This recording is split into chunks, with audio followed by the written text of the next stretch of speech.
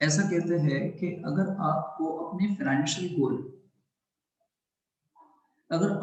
Financial goals achieve करने हो,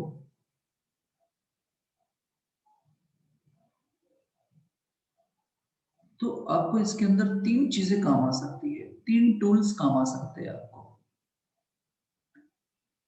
कौन-कौन सी 3 चीज़ें काम आ सकती है, फाइनेंशियल गोल अचीव करने हो तो? आपको अचीव कर सकते हैं with the help of financial statement, with the help of financial statement.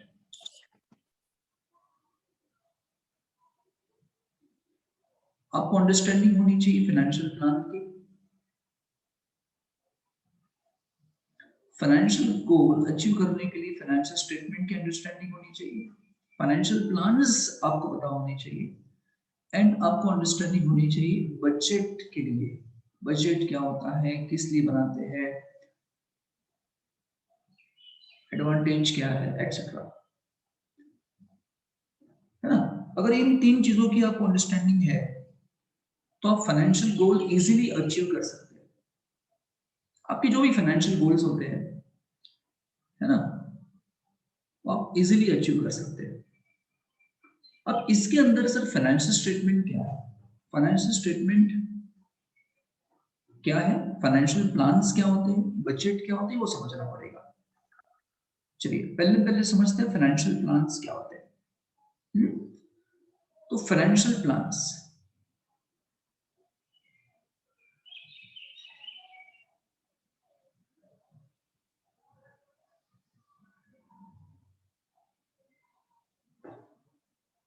Financial plans क्या होते हैं सर? प्लान्स का मतलब क्या होता है?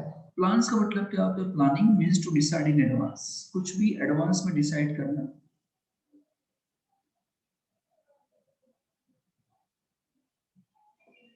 और फाइनेंस का मतलब सीधे सीधे लैंग्वेज में मोटा मोटी बात क्या होती है? फाइनेंशियल का मतलब क्या? मनी, पैसे, फाइनेंस। तो आप फाइनेंस के लिए प्लानिंग कर रहे हो, तो जब भी कोई फाइनेंस के लिए प्लानिंग करता है, जब भी कोई फाइनेंस के लिए प्लानिंग करता है, तो जनरली वो कौन कौन सी चीज को कंसीडर करता है?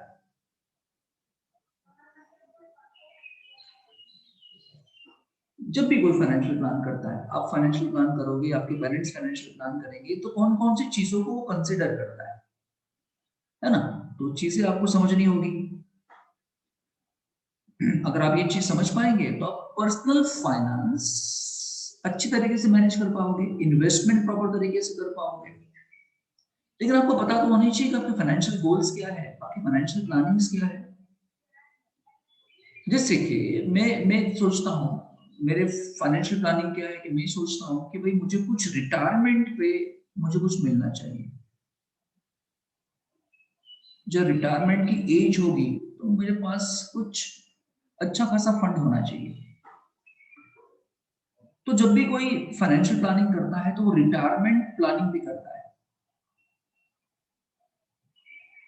वो एक एज डिसाइड करता है कि कौन सी एज पे उसको रिटायर्ड होना है। अगर वो बिजनेस करता है, अगर वो प्रोफेशन करता है, अगर वो सेल्फ एम्प्लॉयड है, तो अगर वो जॉब करता है, तो जॉब जो बंदा करता है उसका तो प्लानिंग कौन करते हैं? एम्प्लॉयर।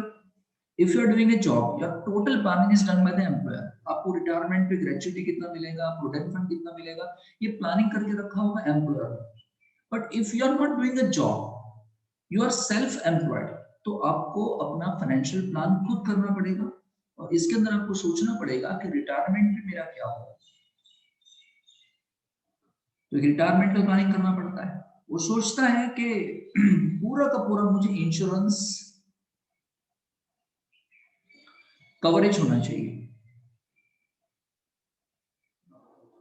वो सोचता है कि मेरे पास प्रॉपर इंश्योरेंस होना चाहिए। फिर ये इंश्योरेंस हेल्थ का इंश्योरेंस हो, तो हेल्थ इंश्योरेंस भी लेना पड़ेगा, है ना? लाइफ इंश्योरेंस हो, तो वो भी लूंगा। अगर प्रॉपर्टी के लिए कोई इंश्योरेंस लेना पड़े, कार के लिए, मकान के लिए, है ना, स्टॉक के लिए, तो वो भी प्लानिंग करता है। आ रहा है समझ में क्या कह रहा हूं? हाँ मैं क्या कह रहा हूँ, जब कोई बंदा फाइनेंशियल प्लानिंग करता है तो अपने रिटायरमेंट एज के लिए सोचता है, इंश्योरेंस के लिए सोचता है कि मेरे पास प्रॉपर इंश्योरेंस होना चाहिए, कल उठ के अगर मुझे कुछ हो जाए तो मेरी फैमिली का क्या होगा, तो मेरे पास प्रॉपर इंश्योरेंस होना चाहिए लाइफ का, है ना। चलिए, फिर वो सोचता है कि यार मुझे मैक्सिमम टैक्स का बेनिफिट उठाना है, मैक्सिमम टैक्स बेनिफिट उठाना है, या मैं ऐसा करूं किस तरीके से मैं अपना टैक्स मिनिमाइज करूं, उस तरीके से इन्वेस्टमेंट करूंगा जिससे मेरा टैक्स क्या हो जाए, मिनिमाइज हो जाए। वो ऐसे सिक्योरिटीज पसंद करेगा जहां पे इन्वेस्टमेंट करने से उसका टैक्स क्या हो जाएगा, कम हो जाएगा, उसके पैसे बचेंगे। तो वो डिसाइड करता है कहाँ पे, है ना। इन्वेस्टमेंट करना चाहिए, कहीं पे इन्वेस्टमेंट नहीं करना चाहिए। ये देखो व्हाट इन्वेस्टमेंट, इन्वेस्ट इस तरीके से करो कि आपको मैक्सिमम से मैक्सिमम रिटर्न मिले, एंड आपका टैक्स भी तो कम होना चाहिए। फिर जो इंक्रीज रिटर्न मिला है वो टैक्स अगर खा जाएगा तो क्या मतलब, अगर आपने ज्यादा रिटर्न कमा भी लिया लेकिन टैक्स खा जाएगा तो क्या मतलब फिर इसका, है ना। तो ये बेनिफिट ये प्लान करता है। फिर वो प्लान करता है major outlay, plan major outlay.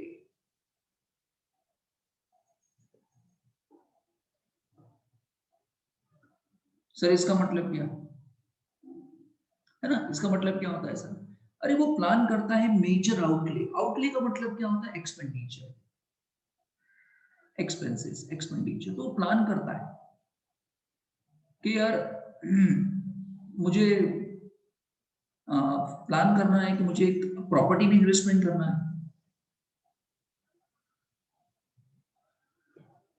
मुझे एक मकान चाहिए, रेसिडेंट चाहिए, प्राइमरी रेसिडेंस चाहिए, मुझे सेकंड होम चाहिए, मुझे वीकेंड होम चाहिए, है ना। मुझे फॉरेन में टूर करनी है, फॉरेन टूर करनी है, मुझे अपने बच्चों के चिल्ड्रंस के लिए एजुकेशन के लिए कुछ करना है, मुझे बच्चों को फॉरेन भेजना है एजुकेशन के लिए। तो ये भी प्लान करता है, मेजर आउटले भी वो प्लान कर देता है। समझ में आया मैं क्या कह रहा हूं। फिर वो सोचता है ना सेविंग्स के बारे में, फिर वो सोचता है इन्वेस्टमेंट्स के बारे में कि इन्वेस्टमेंट कहां कहां पे किए जाए। बोलिए।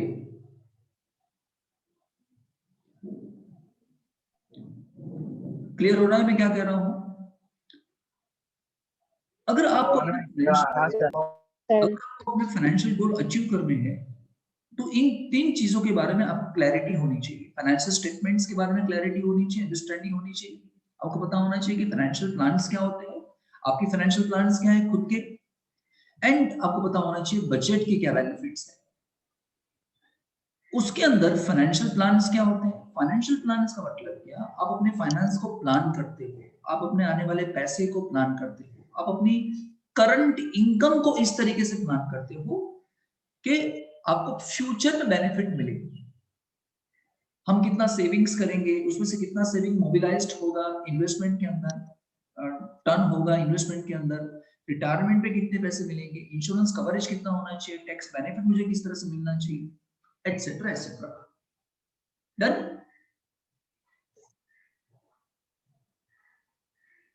हेलो। हाँ सर। चलिए, हाँ सर। Very good. दूसरी बात होती है financial statement. Sir financial statement का मतलब क्या सर, है ना, तो वो समझ लीजिए। ये है तो पहली बार तो आया है नहीं भी फाइनेंशियल स्टेटमेंट आपको, इससे पहले भी बहुत बार पढ़ चुके हैं फाइनेंशियल स्टेटमेंट, है ना। फाइनेंशियल स्टेटमेंट के बारे में उसको अंडरस्टैंडिंग होनी चाहिए। फाइनेंशियल स्टेटमेंट का मतलब क्या, इसके अंदर आता है balance sheet and income and expenditure statement.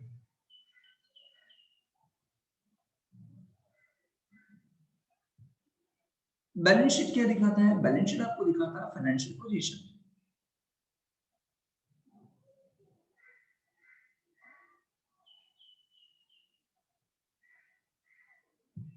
तो बैलेंस शीट से पता चलेगा आपकी आपकी अभी फाइनेंशियल पोजीशन कितनी है, अभी आप कहाँ पे हो, अगर आप और आपको कहाँ पे जाना है, अभी आपके पास कितनी वेल्थ है, कितनी नेटवर्थ है, कितनी प्रॉपर्टीज है, कितनी एसेट्स है, आपको कहाँ तक जाना है। ये फाइनेंशियल पोजीशंस दिखाता है। और ये क्या दिखाता है? आपका फाइनेंशियल परफॉर्मेंस।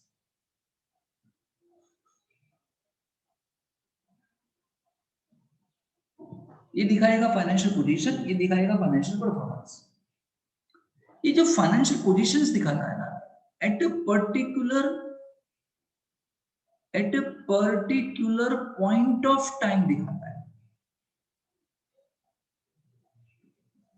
इससे कोई मतलब नहीं है कि आपके पास पूरे साल कितनी एसेट थी।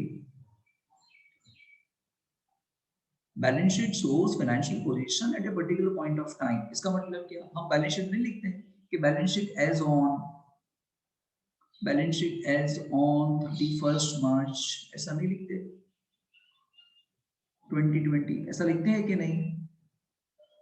तो इसी दिन की आपको फाइनेंशियल पोजीशंस दिखाता है। आपके पास एसेट कितनी थी, आपकी लायबिलिटीज कितनी थी।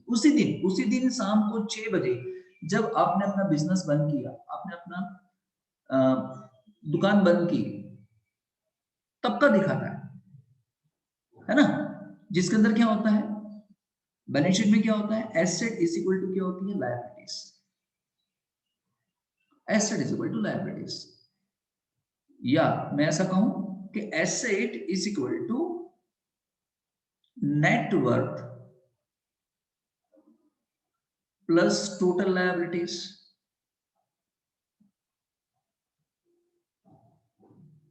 नेट वर्थ जिसको हम कैपिटल बोलते थे, तो अगर आपको नेट वर्थ जाननी हो तो क्या करोगे? Net worth is nothing but asset minus total asset minus total liabilities.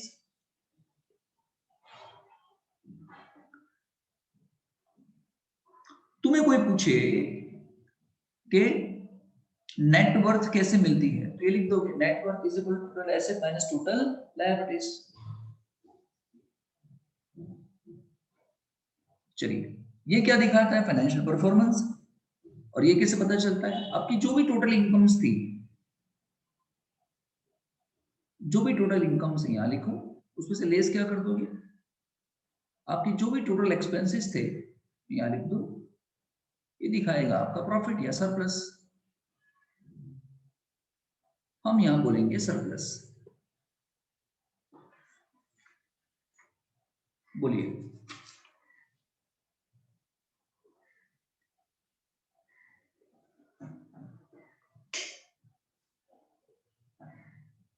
बोलो, क्लियर? हाँ सर। हाँ सर। एक बार फिर से, आपके फाइनेंशियल गोल अच्छी तरह से अचीव हो सकते हैं अगर आपको फाइनेंशियल स्टेटमेंट के बारे में नॉलेज हो, अंडरस्टैंडिंग हो, क्लैरिटी हो, फाइनेंशियल प्लान्स आपको पता हो पहले से, और बजट पता हो कि इसके बेनिफिट्स क्या है। सर फाइनेंशियल प्लान्स क्या होते हैं? फाइनेंशियल प्लान सब्जेक्टिव होते हैं, पर्सन टू पर्सन चेंज होते हैं। वो डिपेंड करता है कि आपकी रिक्वायरमेंट कितनी है, आपकी करंट इनकम कितनी है, आपकी एज कितनी है, उन सब पे डिपेंड करता है ना?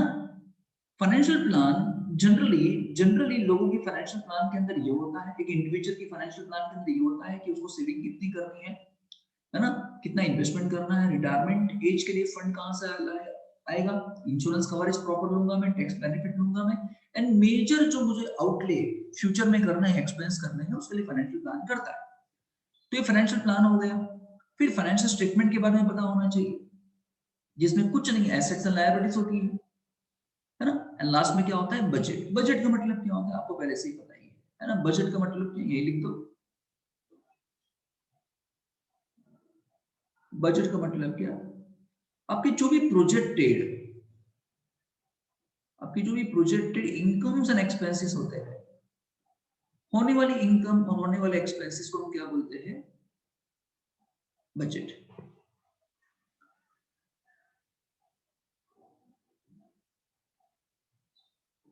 ये क्या करता है पता है? बजट क्या करता है? आपकी जो भी एक्सपेंडिचर है उसको वो मॉनिटर करता है, और इसलिए वो कंट्रोल होते हैं।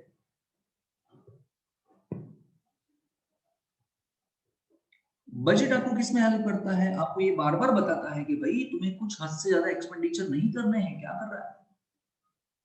तुम्हें कुछ हद से ज्यादा एक्सपेंडिचर नहीं करने हैं। तू क्या कर रहा है? तो तेरे एक्सपेंडिचर वो मॉनिटर करते हैं और ऑटोमेटिकली कंट्रोल होते हैं। तो ये हो गया आपका क्या? बजट। डन। चलिए नेक्स्ट क्वेश्चन है इसके अंदर। ये मैंने आपको मीनिंग समझा दिया ऊपर ऊपर से। assessing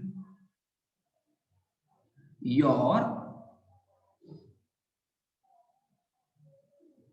financial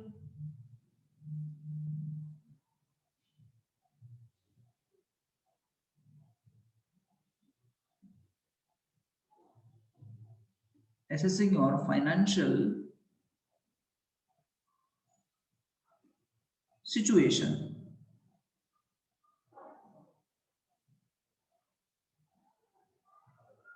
या प्लान्स या गोल्स आप एसेस करना चाहते हो।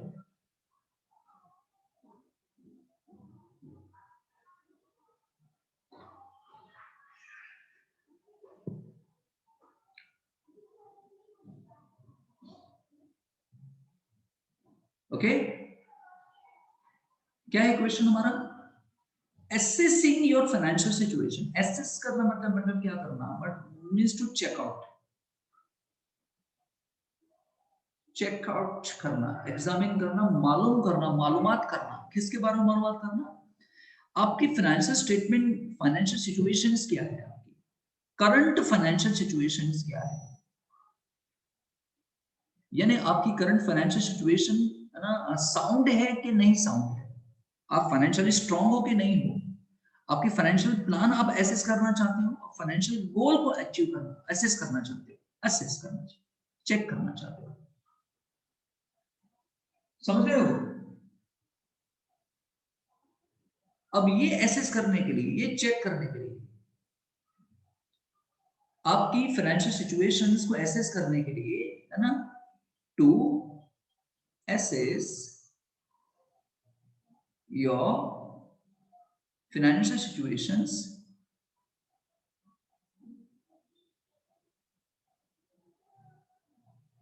कौन हेल्प करने वाला है बताओ? आपको हेल्प करने वाला है फाइनेंशियल स्टेटमेंट।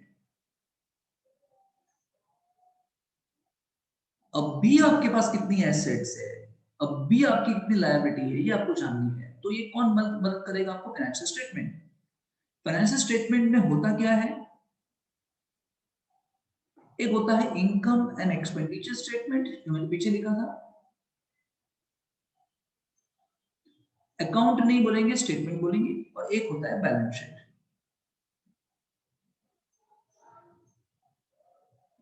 बैलेंस शीट क्या दिखाता है? बैलेंस शीट दिखाता है फाइनेंशियल पोजीशंस।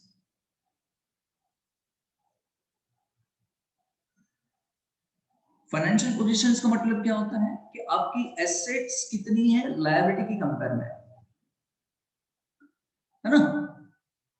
आपकी एसेट्स कितनी लायबिलिटी की कंपेयर में? अगर आपकी एसेट्स ज्यादा हो लायबिलिटी की कंपेयर में, तो आप फाइनेंशियली साउंड हो, तो आप फाइनेंशियली साउंड हो। और अगर रिवर्स केस हो जाएगा तो आप फाइनेंशियली साउंड नहीं हो, फाइनेंशियली आप वीक हो।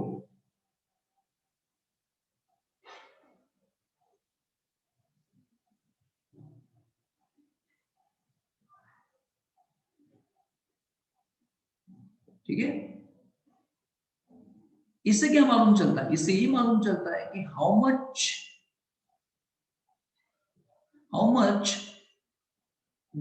Do you have worth today.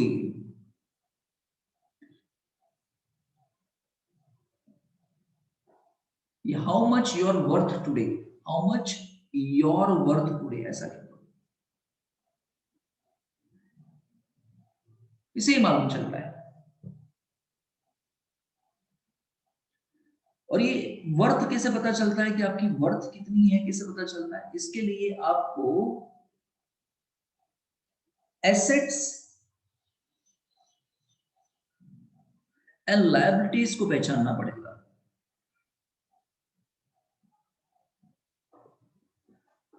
क्योंकि एसेट्स एंड लायबिलिटीज का डिफरेंस ही तो आपका वर्थ होता है।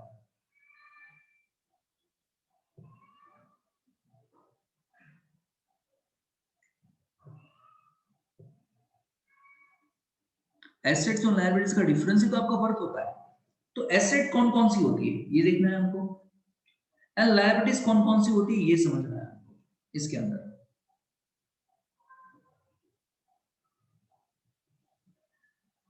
बोलो, क्लियर है?